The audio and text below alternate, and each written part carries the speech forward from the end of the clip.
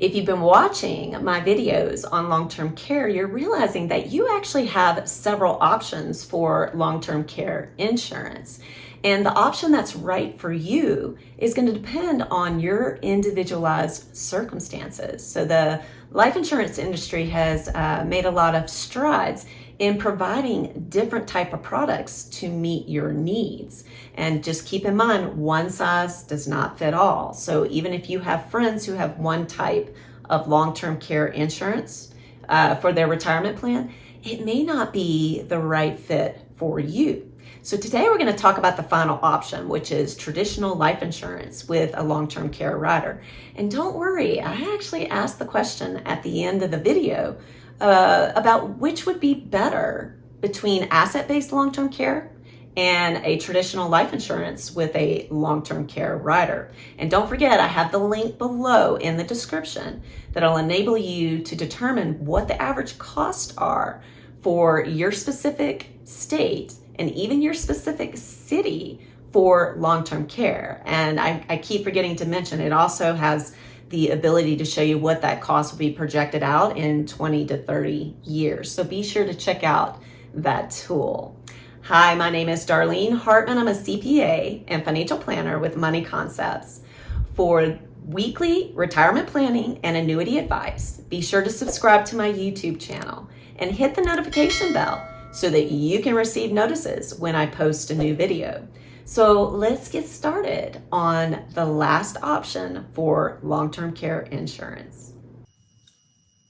Well, I have been promising you that we would talk about long-term care. So today is the day. And I have invited a guest speaker, Jay Robinson, who is an independent insurance consultant with Insource, to help me provide you information on long-term care. So I talk to Jay anytime I have a client with specific long-term care needs, because he has that direct relationship with the insurance carriers and know the pre-qualifications that are needed for each long-term care product.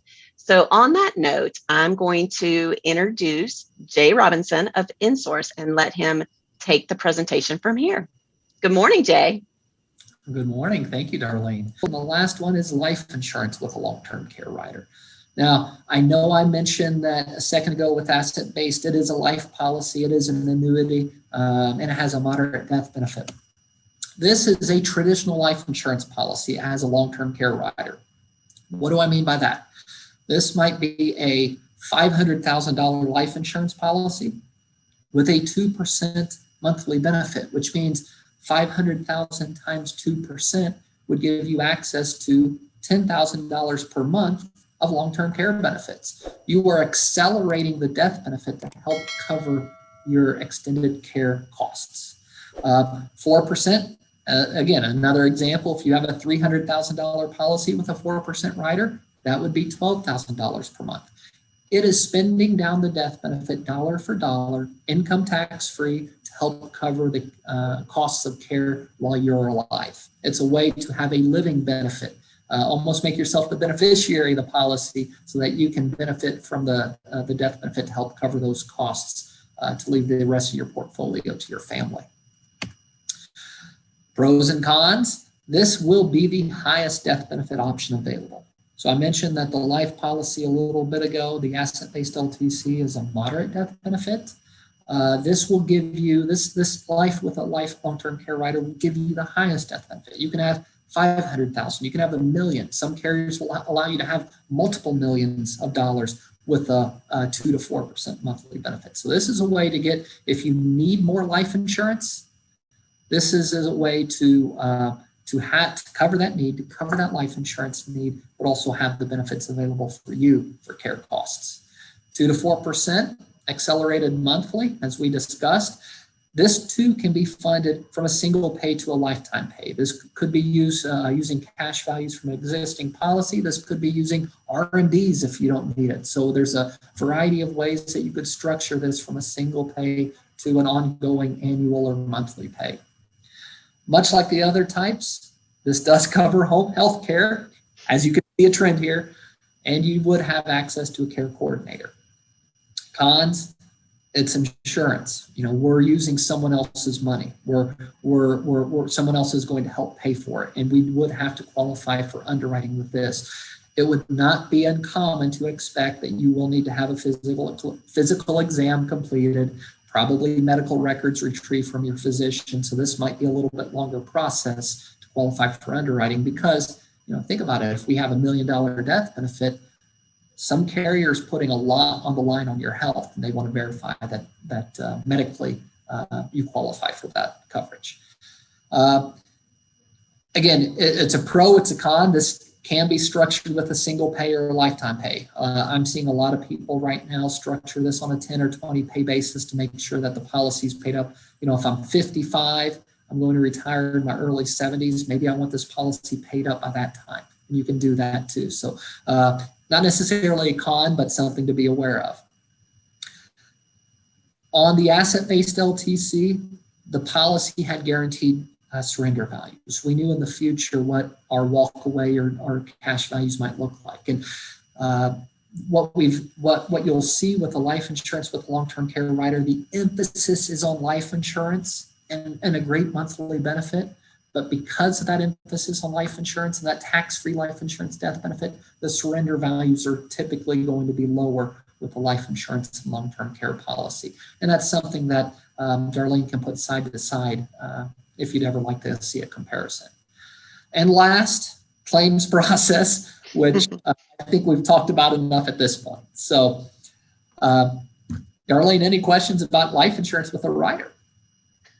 Well, would you think it was kind of strange if I didn't have a question? That's why I wondered. So in general, I'm not looking specifically, in what situations would an asset-based long-term care policy be a better option than a life insurance with long-term care rider, or vice versa? So it comes down to what your needs are. I see a lot of asset-based LTC, especially now when interest rates are low.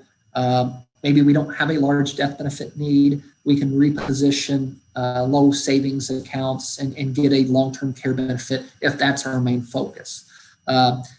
Especially now as we have all this uncertainty of taxes in the future, and whether it's estate taxes or capital gains taxes, where our beneficiaries might be forced to pony up taxes on wealth transfer.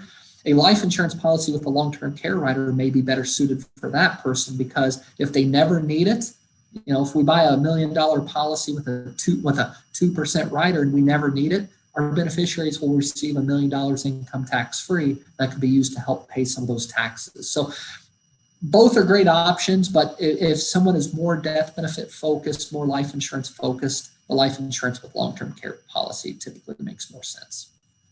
That is an excellent explanation. I say that because I like to talk taxes, as my viewers know. So thank you for that answer.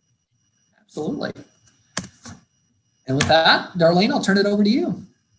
Well, thank you so much, Jay, for taking this time. The presentation was very enlightening and informative, and I appreciate you spending this time with me. And if you're interested in obtaining long-term care, no matter which option that we discussed today, be sure to click the link below to apply to become my client. And also, don't forget, if you like this video, give me a thumbs up, subscribe to my channel, and share it with your family and friends. Let's get the conversation started on how you can live your best retirement while not outliving your money.